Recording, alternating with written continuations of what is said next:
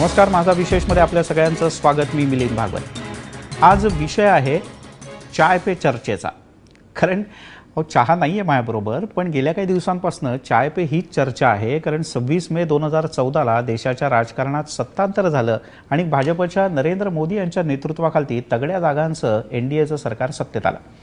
आता मोदी सरकारला 2 वर्ष पूर्ण झालेत. तुम्ही विविध वृत्तपत्र, वाहिन्या, FM रेडिओ सगळीकडे सरकारच्या यशोगाथेच्या भरपूर जाहिराती पाहिल्या आणि ऐकल्या असतील.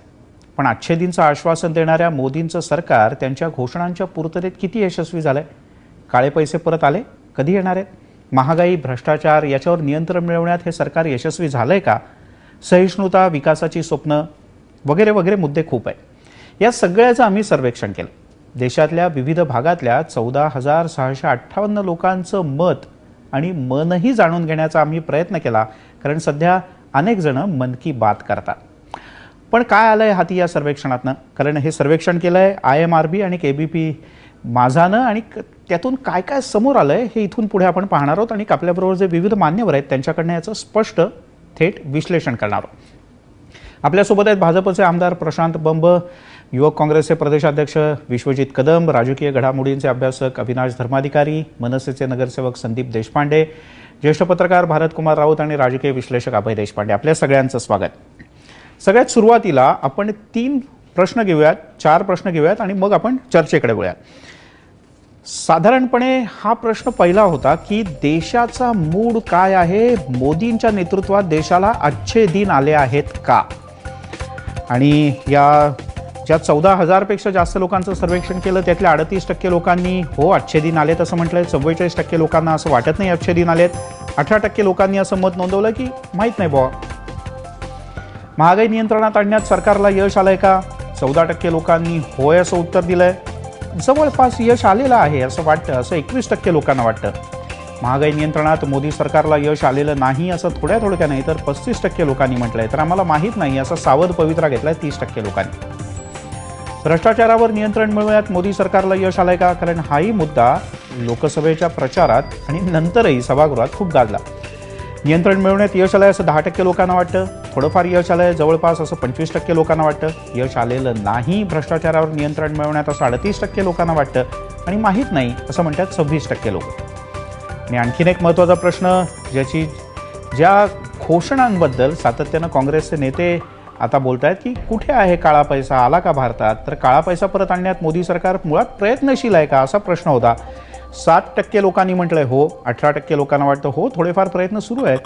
42% लोकांना असं स्पष्टपणे त्यांनी म्हटलंय की नाही, असे काही प्रयत्न होत नाहीयेत. 32% लोकांनी म्हटलंय की आम्हाला माहीत नाही. आपण आकडेवारी पाहिली आणि पुढच्या टप्प्यामध्ये आपण आणखीन काही महत्त्वाच्या जिव्हाळ्याच्या विषयांनाही हात घालणार आहोत. सगळ्यात आधी जाऊया, विश्वजित कदम आहेत आपल्यासोबत. विश्वजितजी, काय प्रतिक्रिया आहे तुमची?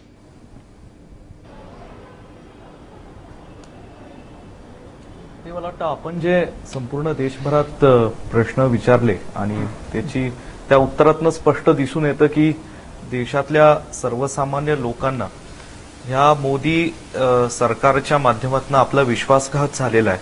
आणि आपण ज्या अपेक्षांनी लोकांनी त्यांच्यावर विश्वास ठेवून त्यांना देशात लोकांची काम करण्याची संधी दिली, सेवा करण्याची संधी दिली, त्यालाही कुठेतरी तडा गेलेला आहे असं लोकांना प्रकर्षपणे जाणवतं, वाटतं. आणि त्या भावनेतून मला वाटतं आपण पाहिलं की जी 4 प्रश्न आपण विचारलीत ते भ्रष्टाचाराच्या संदर्भात असेल, विकासाच्या मुद्द्यांवर असतील किंवा जे काही इतर प्रश्न असतील, या सगळ्यांवर निगेटिव्ह उत्तर टक्केवारी जास्त दिसते आपल्याला. आणि एक आज एकंदरीत संपूर्ण देशभरात हीच म्हणजे हे चित्र आहे. म्हणजे विद्यार्थी वर्ग नाराज आहे, शेतकरी वर्ग नाराज आहे, कामगार वर्ग नाराज आहे. सर्वसामान्यांच्या दृष्टीने महागाई वाढत चाललेली आहे. महागाईमध्ये तर आपण जे तुरडाळ असेल किंवा पेट्रोल डिझेलच्या दराबाबतीत बोललो तर खोलवर, तर त्याच्याही दराच्या क्रूड ऑइलचे जागतिक दर आणि आपल्या देशात असणारे दर पेट्रोल डिझेलचे, त्याच्यातनं महागाईचं एक चित्र स्पष्ट दिसून येतं. भ्रष्टाचाराच्या मुद्द्यावर तर ही मंडळी निवडून आली, परंतु आज मध्य प्रदेशचं व्यापम सारखं मोठं स्कॅम असेल ज्याच्यात 53 लोकांची संशयास्पदाने हत्या झाली. आज केंद्रातल्या सुषमा स्वराजांनी जी ललित मोदींसारख्या एका व्यक्तीला जे मदत करण्याचा प्रयत्न केला तो प्रकार, म्हणजे साधारण नकारात्मक सगळे मुद्दे आहेत असं तुम्हाला वाटतं जे आकडेवारीत आले. केंद्र सरकार अपयशी ठरलेलं आहे. बरं, संदीप देशपांडे, तुमची काय प्रतिक्रिया आहे? तुम्हाला असं वाटतं लोकांचा मूड आहे तो खरा आहे, लोकांच्या मनात खूप नाराजी?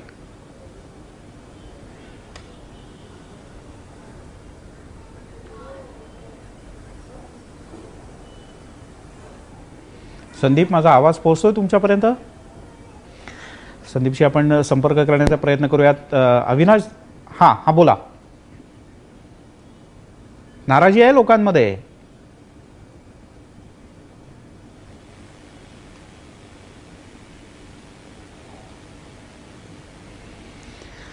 संदीप यांच्याशी आपण पुन्हा एकदा संपर्क साधू.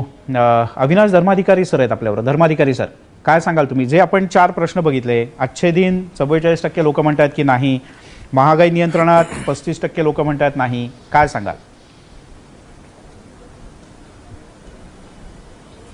आपल्या चर्चेमध्ये मला वाटलं की आधी आपण प्रतिक्रिया काँग्रेसच्या प्रवक्त्यांची, म्हणजे सध्याचा विरोधी पक्ष, औपचारिक किंवा अनौपचारिक दोन्ही अर्थांनी असेल, हे लोकसभेमध्ये जसे अविश्वासदर्शक प्रस्तावावर चर्चा होते, तर मला वाटलं की त्यानंतर आधी मग जे भारतीय जनता पक्षाचे अधिकृत आहेत त्यांचं बहुधा तुम्ही घ्याल, आणि असं झाल्यावर कदाचित आम्हाला आमचं पण तुम्ही आधी विचारताय, तर मी अगदी थोडक्यात सांगून ठेवतो. जनतेने या सरकारला 5 वर्ष दिली, त्यातली 2 संपली आहेत.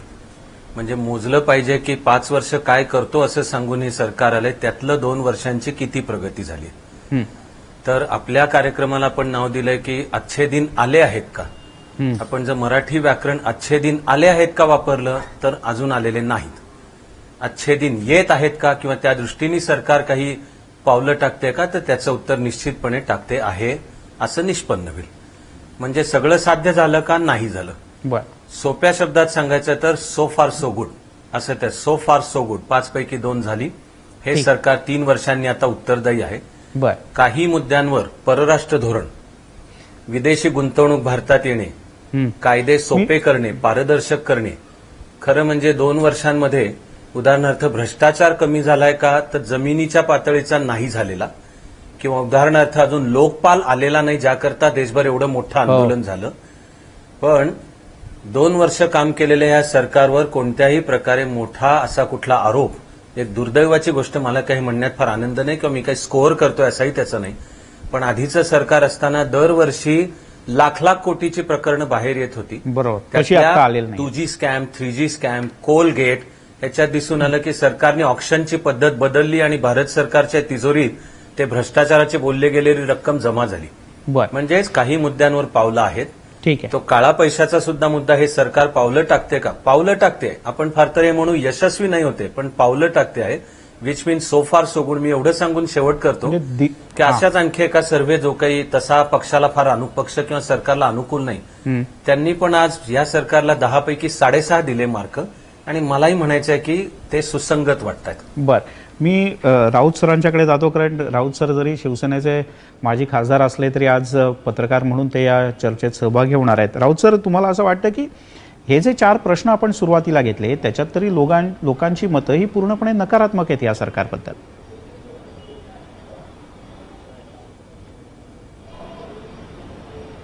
अगदी बरोबर आहे. बघा, शेवटी लोकशाहीमध्ये लोकभावना, लोकमत आणि लोकेच्छा या गोष्टी अत्यंत महत्वाच्या आहेत. त्यामुळे लोकभावनेचा मी आदर करतोच. मला फक्त त्याच्यामध्ये असं म्हणायचं आहे की 5 वर्षासाठी निवडून आलेलं सरकार आहे, त्यातलं शेवटचं एक प्रश्न, आपण समजा ठरवलं की हे इलेक्शन इयर असतं, निवडणुकीचं वर्ष असतं, आणि त्या वर्षामध्ये केवळ घोषणा देणं याच्याबद्दलच सगळं चालतं, तर 4 वर्ष राहिली. शेवटच्या वर्षातला अर्थसंकल्प हा सुद्धा लेखातून नसतो. त्यामुळे अजून फक्त 2 बजेट सादर व्हायचे आहेत, 2 अर्थसंकल्प सादर झालेत. 4 वर्षापैकी 2 वर्ष संपलेली आहेत. त्यामुळे आपण आता अर्ध्या टप्प्यावर आहोत असं आपण मानायला हरकत नाही. याच्यामध्ये आपण काय मिळवलं आणि काय घालवलं याचा विचार जर तुम्ही लोकांना विचारला तर त्याचं वेगळं उत्तर मिळू शकेल. एक महत्वाची गोष्ट सांगतो, जी आज मी सकाळपासून अनेक ठिकाणी सांगत आलेलो आहे, की आपण जेव्हा असं म्हणतो की अच्छे दिन आले का, हा प्रश्न मुळात लोडेड आहे. असं मला सांगा तुम्ही की अच्छे दिन आले आहेत असं जगात कोण कशाला सांगेल? कारण मुळात अच्छे दिन ही काही एक टँजेबल अशी हातात येण्यासारखी गोष्ट नाहीये. अच्छे दिन ही एक मानसिक अवस्था आहे, कारण तीच मानवी उत्क्रांतीची, मानवी प्रगतीची ती सगळ्यात मोठी स्रोतधारा आहे. आणि त्याच्यामुळे अच्छे दिन आलेत असं कोणीच म्हणणार नाही. ज्या दिवशी लोक म्हणले पण सुरुवात आहे असं वाटतंय म्हणजे तुम्हाला? महत्वाकांक्षा संपली असं होईल. जो माणूस पूर्णपणे उपाशी असतो, मला जर याच्या फक्त एक बरं. मुद्दा मला हो. पूर्ण करू दे, बोला. की जर जेव्हा एखादा माणूस पूर्णपणे उपाशी असतो त्याला एक वेळचं जेवण हे अच्छे दिन म्हणता येईल. त्याला एक वेळचं मिळतं तेव्हा त्याला वाटतं की माझं 2 वेळचं जेवण मिळालं ते मला अच्छे दिन येतील. जो रस्त्यावर राहतो त्याला वाटतं मला झोपडी मिळाली तर ते अच्छे दिन येतील. आणि जो 4 खोल्यांच्या फ्लॅटमध्ये राहतो त्याला असं वाटतं की मला पेंट हाऊस मिळालं तर ते अच्छे दिन येतील. त्यामुळे गरीबातल्या गरीबापासून श्रीमंतातल्या श्रीमंतापर्यंत प्रत्येकाला अजून अच्छे दिन यायचे आहेत बरं. असंच वाटत असतं. आणि तीच सगळ्यात महत्वाची गोष्ट. त्यामुळे अच्छे दिन आले आहेत असं कुणीही म्हणणार नाही. आता 33-35% लोकांनी कसं काय म्हटलं हे मला माहिती नाही, काय संदर्भात प्रश्न विचारला. या दृष्टीने पावलं टाकायला सुरुवात झाली आहे का? बर तर सरकारी पातळीवर, प्रशासकीय पातळीवर आणि राजकीय पातळीवर नक्की काही पावलं टाकायला सुरुवात झाली. ती बरं. पुरेशी आहेत का? तर ती पुरेशी नाहीत. बरोबर. परंतु 5 वर्षाच्या कालखंडामध्ये हो. जितकं शक्य आहे तितकं नक्कीच केलं जातं. त्याची सुरुवात चांगली आहे तुमच्या दृष्टीने. खरं तर संदीप देशपांडे यांच्याकडे पुन्हा जाऊयात. संदीपजी, काय तुम्हाला वाटतं थोडक्यात सांगा. नकारात्मक भावना आहे जशी तुमच्यात आहे तशी लोकांमध्येही आहे. मला असं वाटतं की 26 मे हा म्हणजे आता मी जे लोकांचं म्हणणं ऐकतोय, जे आमच्या आजूबाजूला लोक बोलत असतात ते तुम्हाला मी सांगतोय. कॉमन मॅनच्या मनात काय आहे, सामान्य माणसाच्या मनात काय आहे, तर आजच्या दिनाची व्याख्या काय होऊ शकते. तर लोकांना असं मला असं वाटतं प्रामाणिकपणे वाटतं की 26 मे हा राष्ट्रीय फसवणूक दिन म्हणून साजरा केला गेला पाहिजे. ह्याचं कारण असं की मी जेव्हा एक कॉमन मॅन म्हणून विचार करतो तर माझ्यामध्ये मी अतिशय कॉमन गोष्टींचा विचार करतो. मी बाजारात भाजी आणायला जातो, ती भाजी मला स्वस्त होण्याचं आश्वासन दिलं होतं, ते पूर्ण झालंय का? तर नाही झालंय. आजही मला कधीतरी ट्रॅफिक हवालदार पकडतो तेव्हा तो माझ्याकडे रिसीट पाडत नाही, माझ्याकडे पैसेच मागतो. म्हणजे भ्रष्टाचाराचा मुद्दा झाला, महागाईचा मुद्दा झाला. आज डिझेल पेट्रोलचे जे मुद्दे जर आपण घेतले की तेही कमी करण्याचं आश्वासन मोदी सरकारने दिलेलं, त्यातलंही आश्वासन कुठलं पाळलं गेलं नाही. आज मी ट्रेननी प्रवास करतो, ट्रेननी प्रवास करताना माझा प्रवास सुसह्य झालाय का? त्या पद्धतीचं एक सुसह्य आयुष्य देण्याचं आश्वासन मला दिलं होतं, तर ते झालंय का? तर तेही झालं नाही. या अतिशय बेसिक गोष्टी आहेत ज्या सरकारने पूर्ण करण्याचं आश्वासन दिलं होतं, ते केलं नाही. आणि ते करण्याच्या दृष्टीने पावलं उचलली आहेत का? जसं सगळेजण म्हणतात की आता 2च वर्ष झाली आहेत, हा एक प्रतिवाद असू शकतो त्याला, पण 2 वर्ष झाली आहेत तर माझी रेल्वे सुधारण्याच्या दृष्टीने, माझी भाववाढ कमी होण्याच्या दृष्टीने, माझं जीवन सुसह्य होण्याच्या दृष्टीने, भ्रष्टाचाराला आळा घालण्याच्या दृष्टीने कुठलीच पावलं, कुठलीच ठोस पावलं उचलताना सरकार दिसत नाही. ठीक आहे. अभय देशपांडे, काय वाटतं थोडक्यात? मला या सगळं म्हणजे बाकी बऱ्याच विषयांवर आपले मान्यवर बोललेले आहेत. मला वाटतं की यातला एक आकडा जो आहे त्याच्यावर विशेष मला वाटतं लक्ष द्यायला पाहिजे की साधारणतः प्रत्येक सर्व्हेमध्ये माहीत नाही किंवा सांगता येत नाही असं सांगणाऱ्यांचं प्रमाण थोडंसं कमी असतं. पण या सर्व्हेमध्ये आपण बघतोय की 26 ते 32% हे प्रमाण आहे. म्हणजे महागाई कमी झाली का हे सांगायला कोणी सांगू शकतो. त्या रोज बाजारात जाणारे, ज्यांना बाजारभाव माहिती आहे, ज्यांना प्रपंच चालवतात, अशा प्रत्येकाला माहिती असतं. तरी पण अजून जजमेंटल मूडमध्ये लोक नाही आहेत. 2 वर्षाच्या टप्प्यावर एखाद्या सरकारबद्दल प्रमाणपत्र द्यावं त्यांना, किंवा पास किंवा नापास म्हणून त्यांचा निकाल लावावा, अशा मनस्थितीत लोक अजून आलेले नाही आहेत. मगाशी धर्माधिकारी सर म्हणाले ते बरोबर आहे की बऱ्याच वेळेस प्रश्नांवर उत्तर ठरतं. तसं मला वाटतं की आजचे दिन आले आहेत का? तर आले नाही, पण त्या दृष्टीने पावलं पडली आहेत का?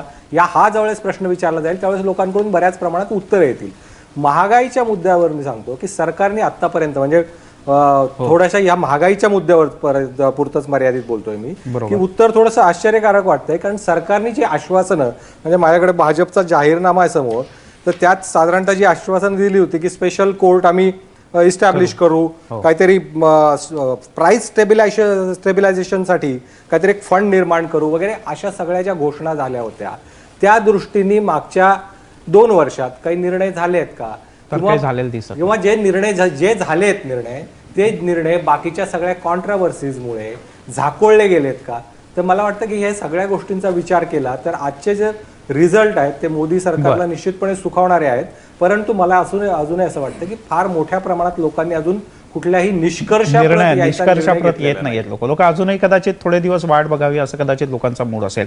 आपल्याबरोबर प्रशांत बंब आहेत. बंबजी, तुम्ही या सगळ्यांचं बोलणं ऐकलं. मी सगळ्यात शेवटी तुमच्याकडे अशाच करता आलो की लोकांनी हे म्हटलंय आणि की इथे असलेल्या मान्यवरांनाही वाटतं की आजचे दिन अजून बरेच लांब आहेत. तुम्ही सुरुवात केली असेल पण ती काही फार जाणवण्यासारखी नाही. मान्य करताय आता असं?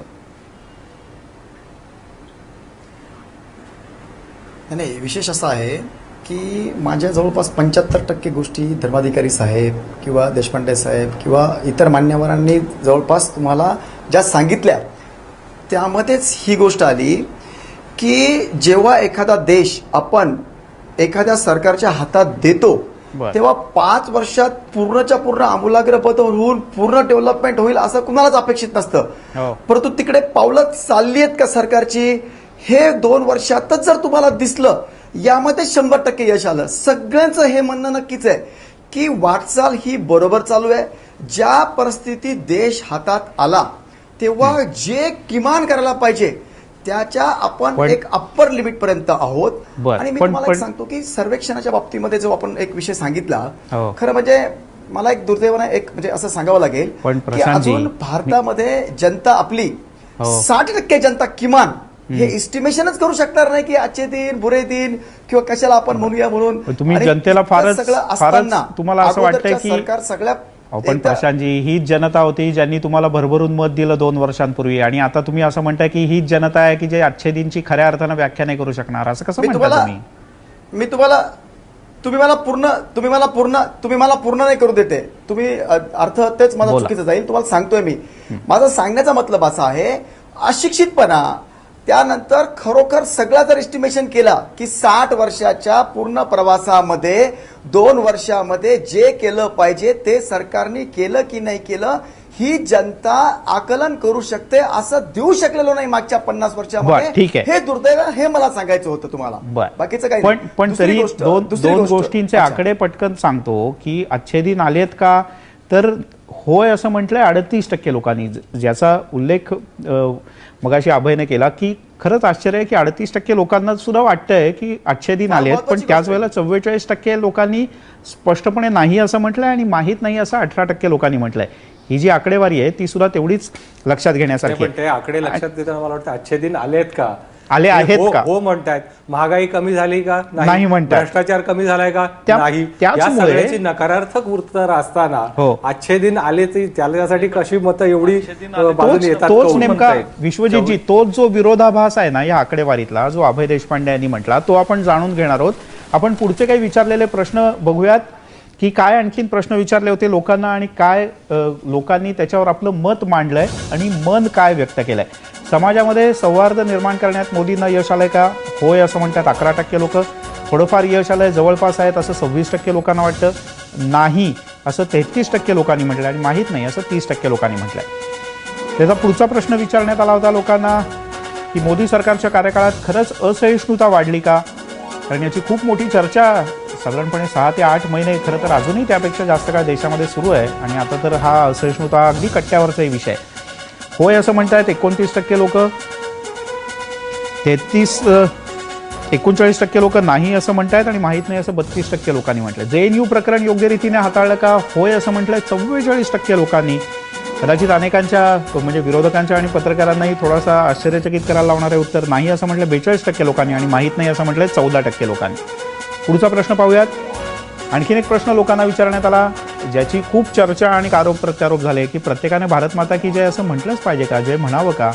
हो असं म्हटलं 79% लोकांनी, नाही असं म्हटलं 11% लोकांनी आणि माहीत नाही अशी सावध प्रतिक्रिया घेतलेली आहे ती 10% लोकांनी.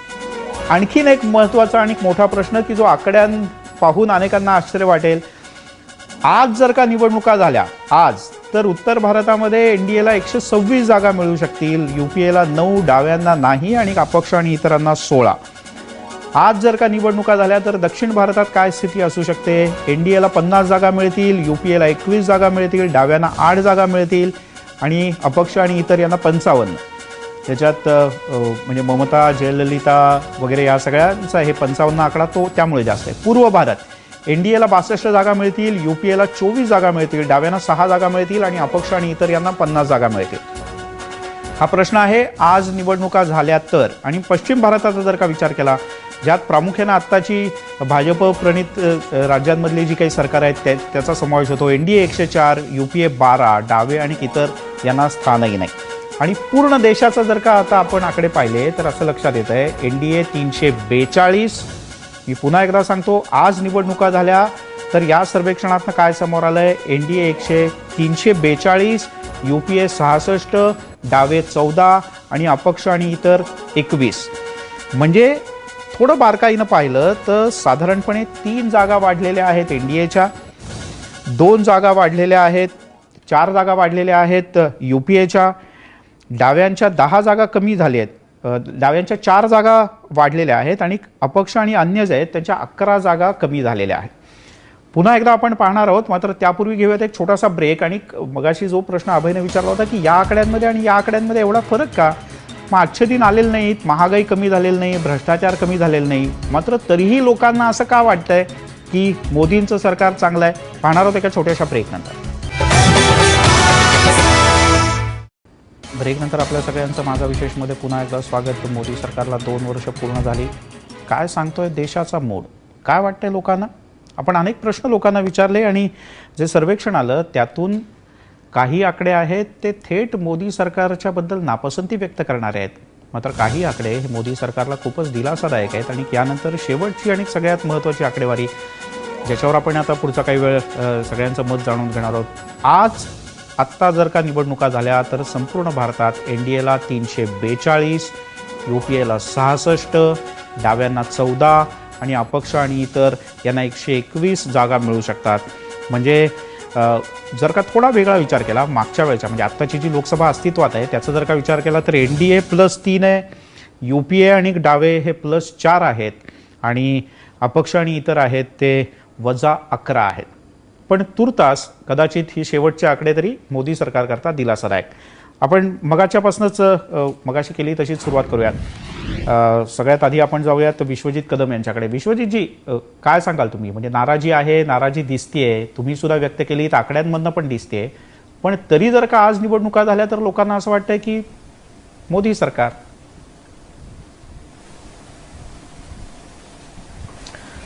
सर, मला माहित नाही हे सर्वे आणि आकडेवारी कशी आपण काढलेली आहे, पण थोडंसं माझं स्पष्टपणे या आकडेवारीशी माझं वेगळं मत आहे. 16,000 लोकांना प्रश्न विचारून ही आकडेवारी काढली, देशाच्या सर्व भागातनं मिळून हा सर्वे केलाय. नाही, मला काय बोलायचं एक मिनिट ऐकून घ्या सर.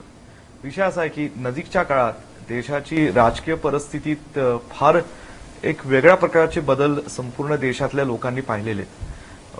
एक अर्बनायझेशन आहे आणि ग्रामीण भाग आहे.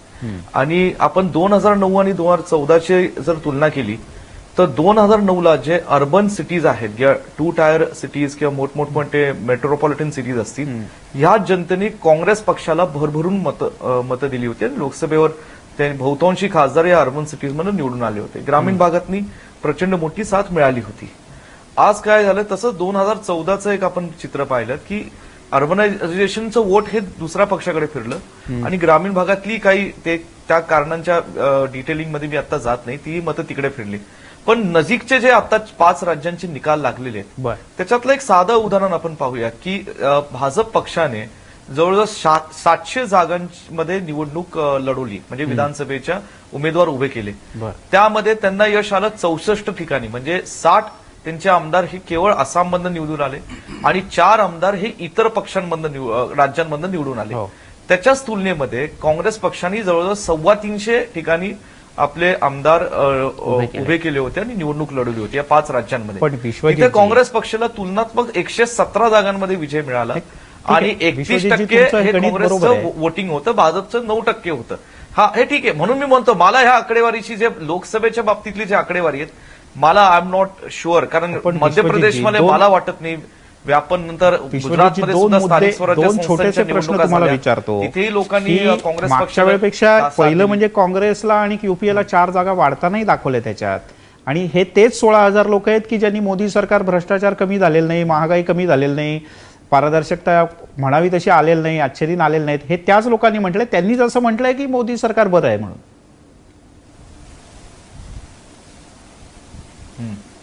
मग एक मान्य आहे तुम्हाला आणि एक म्हणून मान्य नाही म्हणलं, असं मला कसं हे पटेल? खरं आश्चर्यचकित वाटतं की एकीकडे आपण जे नाही मी तसं नाही, मला मी तेच सांगतोय, मला ह्यातलं मान्य हे का नाहीये, कारण एकीकडे आपण जेवढे प्रश्न विचारले ह्यातले बहुतांशी प्रश्नांची उत्तरं लोकांनी निगेटिव्ह दिलेली आहेत.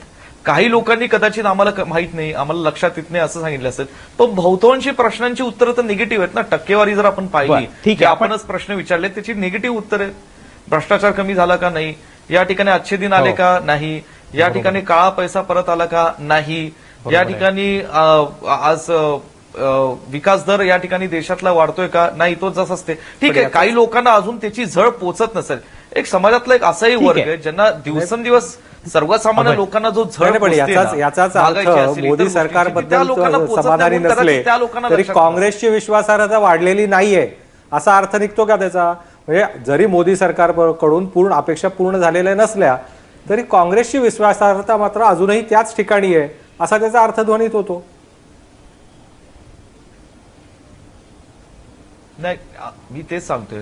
5 राज्यांच्या निकालावर आपण पाहूयात ना, लोकांनी काय भाजपला साथ दिली का? भलं प्रांतिक पक्षांना साथ दिली असेल, परंतु काँग्रेसलाही तेवढ्याच बरोबरीने साथ दिली. काँग्रेसचे बेंगॉलमध्ये 2 मुख्यमंत्री जरी घरी ममता गेले. बॅनर्जींचं सरकार विश्वजितजी, सत्तेवर आलं तरी काँग्रेसच्या आमदारांची संख्या वाढली ना. आपण ठीक आहे, आपण ही चर्चा पुन्हा एकदा स्वतंत्रपणे करूया. जे अभय देशपांडेंनी सांगितलं ते तुम्ही ऐकलं असेल. जरी तुमच्या आमदारांची संख्या वाढली असा तुमचा दावा असेल तरी 2 राज्य काँग्रेसच्या हातातनं गेली ही वस्तुस्थिती काही नाकारता येणार नाही. सदीपजी, तुम्हाला काय वाटतं? एकीकडे नकारात्मक उत्तरं जनतेची येत आहेत, पण एकूण सरकार म्हणून लोकांना बरं वाटतंय.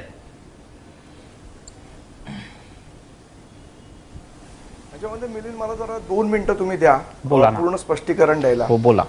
मोदी सरकार जर आपण बघितलं निवडून आलं तर ते विकासाच्या मुद्द्यावर निवडून आलं. त्यामुळे विकासाचे जे प्रश्न तुम्ही विचारले लोकांना हो. की बाबा महागाई कमी झाली का, भ्रष्टाचार कमी झाला का, तर ह्याची उत्तरं नाही म्हणून आली. जेव्हा तुम्ही प्रश्न विचारलात की भारत माता की जय म्हटलं पाहिजे का, तर 89% लोकांनी म्हटलं की होय, भारत माता की जय म्हटलं पाहिजे. 79% लोक. म्हणजेच विकासाच्या मुद्द्यावर जर विचार करायचा झाला तर 79%. विकासाच्या मुद्द्यावर जर विचार करायचा झाला तर लोक अजिबात समाधानी नाहीत. पण जे 2 वर्षात मोदी सरकारने जे विकासाच्या मुद्द्यावर निवडून यायला पाहिजे, ज्या मुद्द्यांवर सरकार चालवलं पाहिजे होतं त्या मुद्द्यांवर सरकार चाललं नाही.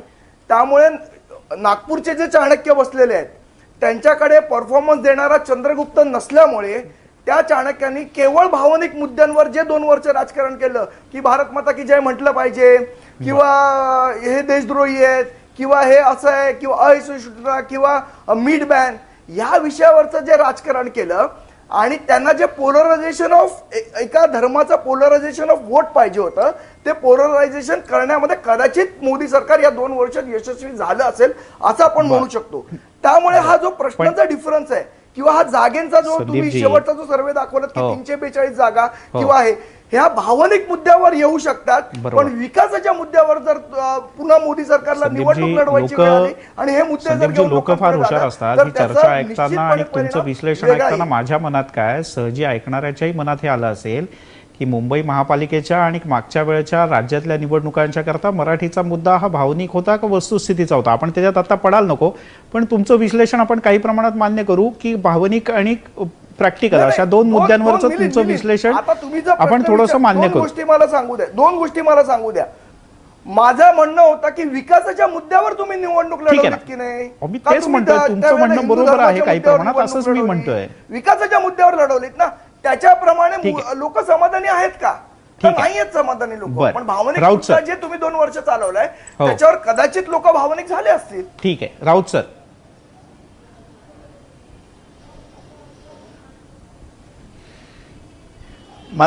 तुम्ही जर मला हा प्रश्न विचारला तर मला असं वाटतं की भावनिक मुद्दा आणि विकासाचा मुद्दा या दोन्ही गोष्टी जरी स्वतंत्र असल्या तरी ज्या लोकांच्या मनामध्ये त्याचं रसायन तयार होतं ते एकत्रित प्रमाणात असतं. कदाचित विकासाच्या मुद्द्यावर लोक समाधान नसतील, परंतु भावनिक मुद्द्यावर ते खूप समाधानी असतील आणि त्याचं मिश्रण झालं असता भावनिक मुद्दा जो आहे, भावनिक मुद्दा हा खूप वरचढ चढतो. दुसरी गोष्ट अशी, आपल्या लोकशाही पद्धतीमध्ये जेव्हा निवडायचं असतं तेव्हा ए आणि बी याच्यामध्ये निवडायचं असतं, किंवा ए, बी आणि सी याच्यामध्ये निवडायचं असतं. त्यावेळी कदाचित लोकांना असं वाटत असणार की ए पेक्षा बी कदाचित चांगला असेल. कारण जे समजा बी आता आपण समजा काँग्रेस समजलं तर बी काँग्रेसने गेल्या 10 वर्षात काय केलं हे लोकांनी बघितलेलं आहे. त्यापेक्षा या एला आपण आणखी संधी देऊया असं लोकांना वाटलं असेल आणि त्यामुळे हे मिश्रण आलं. याचा आणि विकासाचा याचा आणि भावनांचा स्वतंत्रपणे विचार करता येणार नाही.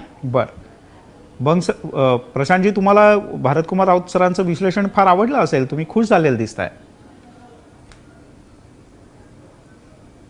बघा, विकास जेव्हा आपण म्हणतो तर याचा पॅरामीटर काय, कशावरून आपण म्हणायचं की देशामध्ये विकास होतोय की नाही होतोय. आपला विकास दर आणि आपला जीडीपी हा मागच्यापेक्षा कितीतरी चांगल्या याच्याने वाढलेला आहे. जगामध्ये इतकी अवस्था सगळ्या देशांची वाईट असताना सुद्धा भारत देश हा सर्वोच्च मध्ये आलेला आहे. तुम्ही ह्याचा एक पॅरामीटर आणखी असा आहे की एफडीआय, फॉरेन डायरेक्ट इन्व्हेस्टमेंट आपल्याकडे किती आली. फॉरेन डायरेक्ट इन्व्हेस्टमेंट आपल्याकडे आतापर्यंत 63 अब्ज डॉलर आली आहेत. आपल्या खाली चायना आहे 56 मध्ये, इंडोनेशिया खाली आहे, ब्राझील खाली आहे. आपला नंबर कधी लागत नव्हता. एफडीआय मध्ये आपण वरती आहोत, विकास दरामध्ये वरती आहोत, जीडीपी मध्ये वरती आहोत. सगळ्या स्कीम्स ज्या आता 2 वर्षामध्ये प्रशांतजी, पण म्हणजे मग लोकांनी जे पहिल्या 2 प्रश्नात म्हटलंय की महागाई कमी झालेली नाहीये किंवा भ्रष्टाचार कमी झालेला नाहीये, हे तुम्हाला मान्य नाहीये. ते याच लोकांनी दिलंय की ज्यांना असं वाटतं मोदी सरकार पुन्हा सत्तेत असलं किंवा आता निवडणुका आल्या तर ते कदाचित त्यालाच मत देतील. नाही, मी खरं सांगू का, आता तुम्ही जे आकडेवारी, मी त्याच्यात अजिबात जात नाहीये. मी एखाद्या वेळेस मग असं बोललो होतो 342 फार चांगला आकडा आहे आणि तिकडे 14,000 लोक. मी आज पूर्ण देशाची स्थिती जी आहे त्याचे विकास डेव्हलपमेंटवर आम्ही चाललोय. फक्त विकासाशिवाय काहीही नाही.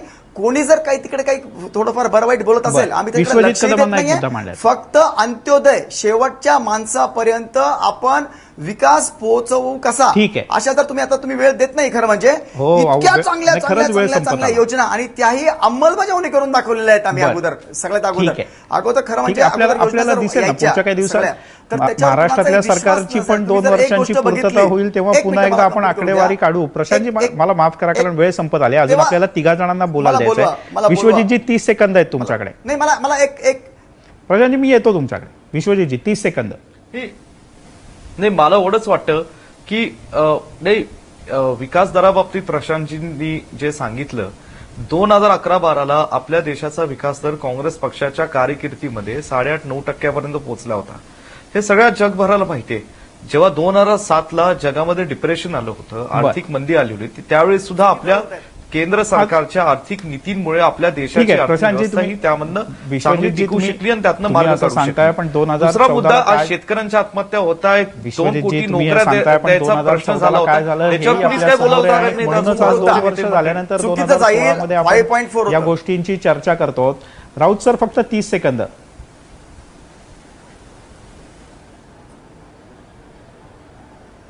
मला फक्त एकच सांगायचं याच्यामध्ये की जेव्हा लोक म्हणतात की अनेक बाबतीमध्ये ते नाराज आहेत, परंतु जर निवडणुका झाल्या तर आता ते एनडीएच निवडून येईल. याचं कारण असं आहे, भारत हा पक्षीय राज्यपतीवरून कदाचित अध्यक्ष फॉर्म सारख्या ठिकाणी जातोय की काय असं वाटतं.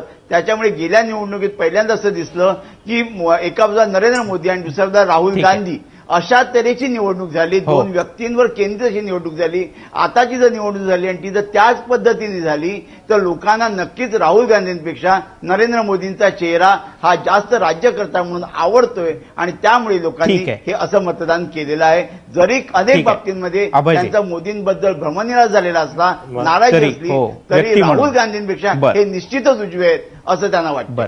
अभय देशपांडे, आपल्याकडे 1 मिनिट आहे. मला वाटतं लोकांनी आता कुठल्याही निष्कर्षापर्यंत जावं किंवा आत्ताच काहीतरी निकाल लावा अशापर्यंत भूमिकेपर्यंत आलेले नाहीयेत. लोकांनी संधी द्यायची भूमिका घेतलेली आहे. पुढचं 5 वर्ष हे सरकार आहे. पहिली 2 वर्ष या सरकारचं विमान रनवेवर होतं. Wake up India, stand up India, get up India, technical India, digital India, सगळ्या घोषणा झालेल्या आहे, सगळं प्रिपरेशन झालेलं आहे. आता मला वाटतं की परफॉर्मन्सची वेळ आलेली आहे गव्हर्नमेंटची. त्याच्यामुळे पुढचे 3 वर्ष ही त्या प्रत्यक्ष अंमलबजावणीची असतील असा लोकांचा अजूनही मला वाटतं बऱ्यापैकी विश्वास दिसतोय. दुसरीकडे ज्या पद्धतीने काँग्रेसमध्ये स्वतःच्याच नेतृत्वाबद्दल काँग्रेसमध्ये एकमत नसेल किंवा तो विश्वास नसेल तर लोकांनी आपल्यावर विश्वास दाखवावा ही अपेक्षाच मुळात अनाठाई आहे. म्हणून मला वाटतं की अजूनही लोक कुठल्याही निर्णयाप्रत आलेले नाही. आलेलं नाही. धर्माधिकारी सर, वेळ तशी संपत आले, पण 1 मिनिट आहे तुमच्याकरता. सगळ्या आकडेवारीचा मिळून एक जो सारांश आहे की एनडीएला 342 सीटं म्हणजे 3 सीटं वाढतायत. स्टॅटिस्टिक्समध्ये मार्जिन ऑफ एरर 5% असं मानली जाते. थोडक्यात त्याचा अर्थ आहे की लोक म्हणतायत ह्या सरकारची 2 वर्ष झाली, आम्ही 3 वर्ष तुम्हाला द्यायला तयार आहोत, पण नोटीस पण देत आहेत.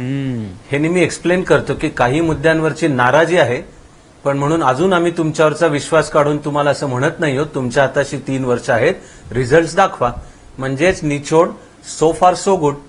मी एवढं बोलून पूर्ण करतो की या सरकारकडे सत्तेत येताना सतत आधीच्या सरकारवर टीका आणि त्याचं अपयश दाखवून आणि तरी अर्थात मोदींनी डेव्हलपमेंटची एक व्हिजन मांडली. 2019 मध्ये टीका पुरणार नाहीये. लोक त्यावेळेला विचारणार आहेत की तुम्ही 5 वर्षापूर्वी काय सांगून सत्तेत आलात आणि आता हा सूर्य हा जयद्रथ, किंवा मराठीतली थोडी कडक म्हणे बाप दाखव नाही तर श्राद्ध कर, हिशोब देण्याची वेळ 2019 येणार. आजच्या जनमताचा अर्थ आणि इंटरप्रिटेशन एवढंच होईल की लोक अजून संधी द्यायलाही तयार आहेत. म्हणून जेवढी सीटं 2 वर्षापूर्वी होती तेवढीच आम्ही तुम्हाला आत्ताही देतो आहोत, पण आता 3 वर्षामध्ये रिझल्ट दाखवा, असा त्याचा अर्थ निघतो. देशात 2020चा जमाना आहे. जर का त्या भाषेत बोलायचं झालं तर सगळ्या खेळाडूंचा वॉर्मअप करून झालेला आहे. आता मैदानावर येऊन परफॉर्मन्स दाखवण्याची वेळ आली. क्षेत्ररक्षण जे कराल ते पक्क करा, बॅटिंग जी कराल ती पक्की करा, चौकार षटकार लागलेच पाहिजेत. अन्यथा लोकांनीच जे सांगितलंय की आजचे दिन नाही आहेत, 44% लोकांना वाटतं की नाही आहेत आजचे दिन, 35% लोकांना वाटतं की नाही आहे भ्रष्टाचारावर नियंत्रणात आणण्यात सरकारला यश मिळालेलं. त्यामुळे धर्माधिकाऱ्यांनी सरांनी सांगितल्याप्रमाणे आणि अभयने सांगितल्याप्रमाणे इशारा आहे. जरी सरकार हे आवडत असलं तरी सरकारला इशारा आहे आणि तिथून पुढे परफॉर्मन्सच करायला लागेल. अन्यथा 2 वर्षानंतर पुन्हा जेव्हा आपण या विषयावर चर्चेला येऊ तेव्हा आजचे दिनही नाही आहेत आणि कदाचित जी आक्रमक म्हण सरांनी वापरली तीच पुन्हा एकदा वापरायची, तर बाप दाखव नाही तर श्राद्ध कर. लोक फार हुशार असतात बरं का. या सगळ्या मान्यवरांनी वेळ दिला. आपल्या सगळ्यांचे मनापासून आभार. माझा विशेषमध्ये इथेच थांबूया.